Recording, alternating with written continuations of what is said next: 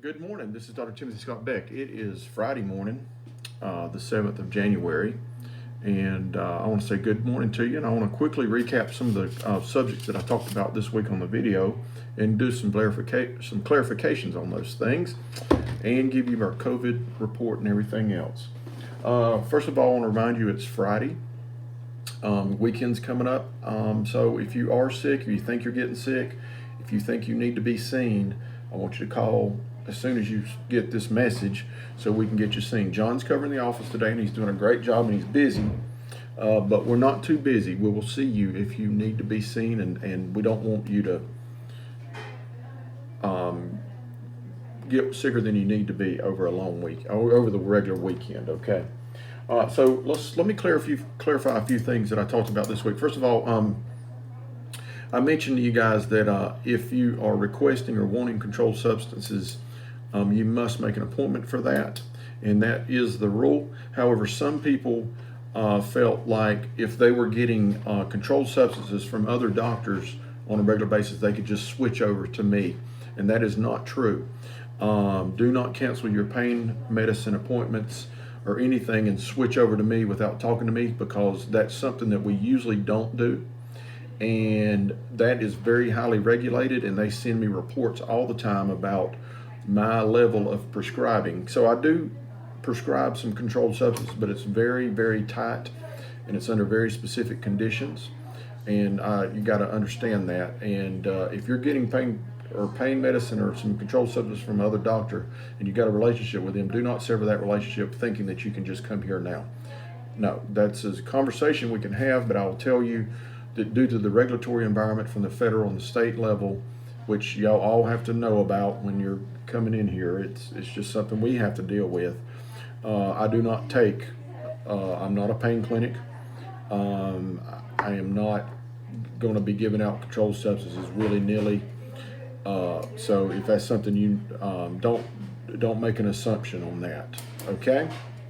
Because we don't take a lot of those. We can't, because of the way the regulations go. The other thing I was talking about this week was wait times. If you're in your office, if you're in the lobby and you feel like you've been waiting too long, maybe 15 or 20 minutes, if you'll let the people up the front know. During our routine visits, now with the work-in slot, which is at the end of the day, you're always going to wait. Or not always, but most of the time you do need to wait, because it's a first come, first served type situation. And we try to see everybody before we leave as fast as, or as efficient as possible. Okay. One thing that can help with your visits when you come here is pre-registration, and we send almost everybody a link to their computer at home or their phone where they can pre-register. And I will tell you that will speed up your visit more than anything else, and it'll help us get right to the point. And I pay for that type of service for you, for us, so that I can get you in here and get you seen appropriately. So any chance you get to pre-register is a plus for you and me. Plus, I feel like I get better information from you when you're at your home and you can think about what's going on a little bit better. As far as I want you, I talked about bringing your medicines every visit. I think it's a good idea. It's a safety issue, and it's literally impossible to organize medications correctly because of the differences in the computer systems, in the pharmacies, and the names, the doses, the formulations, and the fact that you get medicines from other doctors. So bringing your meds in when you have an appointment is extremely helpful for us. Plus, what we do is we'll go ahead and look and make sure you don't need any refills. And if you do need refills, we'll go ahead and do them while you're here to save you the trouble of having to call or hunt down or do all that other stuff. So that's another plus for you and I, and it saves money and time and effort and worry and all that other stuff. And never run out of your medicines without reaching out and getting help first, okay? And the last thing is I'd like to ask everybody to be cooperative with us. We are restructuring the inside of the office. As many of you know, Kids Care left, which I was upset about that, okay, but now that space is freed up, so I'm going to use it for our clinic, and we needed it, honestly, because we were getting a little crowded in here. But we're going to be spreading it out a little bit more, and it'll be a little bit more comfortable. and we're setting up specific stations to do different things. So it's going to run a lot. Well, it's going to be more efficient if I have anything to do with it. Okay. All right. So thank you in advance for that. So let's talk about COVID. 2,295. So no more increased cases overnight. However, I will tell you the night before was the biggest increase I'd ever seen. So I know that the Omicron variant is in the community. It's probably more prevalent than this COVID's been so far. The blessing is it's a less dramatic of a disease. It does not seem like it's sending everybody to the hospital. I've sent a few people to the hospital, but not many. Okay, so that's a good thing. Might even be a really good thing.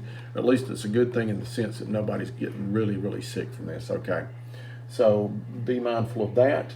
I wanted to tell you that the monoclonal antibody situation up here in this area is in limbo right now. I've heard all kind of different stories and different scenarios. Some people are still giving out the BAM infusions, which those are ineffective with Omicron, I believe. And then they have stopped the Regeneron completely. So there's nobody around here that's got Regeneron that I'm aware of. And then they've got another one out, Soroglafimab, something like that. That's kind of the name of it.